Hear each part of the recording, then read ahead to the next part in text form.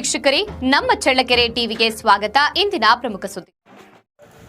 ಈ ಸಮಾಜದ ಆಶಾಕಿರಣಗಳು ಇವರು.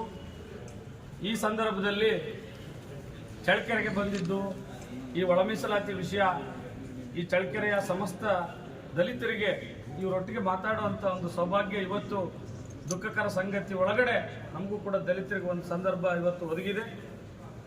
ತಾವು ಈಗಾಗಲೇ ನಾವು ಹೇಳೋಂಥದ್ದು ಏನೂ ಇಲ್ಲ, ತಮಗಿಂತ ಚಿಕ್ಕವರು ತಾವು ಹಿರಿಯರು.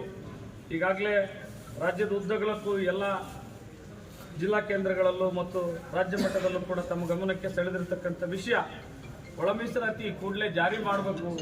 ತಾವುಗಳು ಈ ಸಮುದಾಯಗಳಿಗೆ ಒಂದು ಬೆಳಕನ್ನು ಕೊಡಬೇಕು ಅಂತೇಳಿ ಈ ನಿಟ್ಟಿನಲ್ಲಿ ನಾವು ತಮ್ಮ ಮುಖಾಂತರ ಸರ್ಕಾರಕ್ಕೆ ಮತ್ತೆ ಮುಂದೆ ಏನೋ ಮೊನ್ನೆ 12ನೇ ತಾರೀಕಿಗೆ ಸರ್ಕಾರ ನಮಗೆ ಒಂದು ಆಶ್ವಾಸನೆಯನ್ನು ಕೊಟ್ಟಿದೆಯೋ ಆ ಆಶ್ವಾಸನೆ ಮುಖಾಂತರ ಅದನ್ನು ನಮಗೆ ಉಳಿಸಿಕೊಡ್ಬೇಕು ಅಂತೇಳಿ, ಉಳಿಸ್ಕೊಳ್ತೀರಾ ಅಂತೇಳಿ ಈ ಸಂದರ್ಭದಲ್ಲಿ ನಾವು ಆಶಾಭಾವನೆಯನ್ನು ಇಟ್ಕೊಂಡಿದ್ವಿ.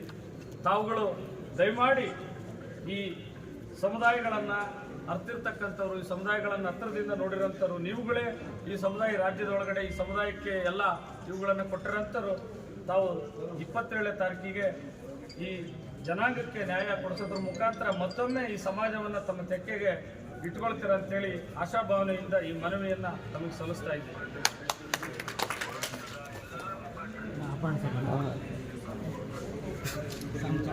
ಚಳ್ಳಕೆರೆ ತಾಲೂಕಿನ ಬಹುಜನ ಬೇಡಿಕೆ ಸರ್, ಒಂದು ಚಳ್ಳಕೆರೆ ರೈಲ್ವೆ ಸ್ಟೇಷನ್ ಬೇಕಾಗಿ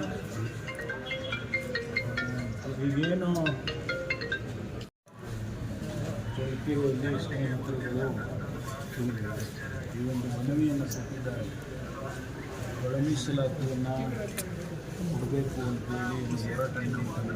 ಆ ದೃಷ್ಟಿಯಲ್ಲಿ 12ನೇ ತಾರೀಕು ಮಾನ್ಯ ಮುಖ್ಯಮಂತ್ರಿಗಳು ಎಲ್ಲರಿಗೂ ಕೂಡ ಭರವಸೆಯನ್ನು ಕೊಟ್ಟಿದ್ದಾರೆ.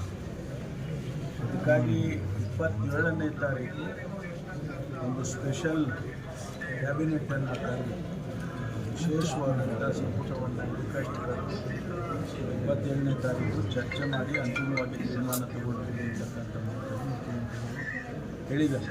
ಹಾಗಾಗಿ 27ನೇ ತಾರೀಕು ಬಹುಶಃ ಇದು ಅಂತಿಮವಾಗಿ ತೀರ್ಮಾನ ಸರ್ಕಾರವನ್ನು ಕೊಟ್ಟಿದ್ದೀವಿ, ಮುಂದೆನೂ ಮೀಸಲಾತಿಯನ್ನು ಮಾಡ್ತೇವೆ ಅಂತ ಹೇಳಿ ಚಿತ್ರದುರ್ಗ ಅಧಿವೇಶನದಲ್ಲಿ ಹೇಳಿದವನ್ನೇ ನಾನು.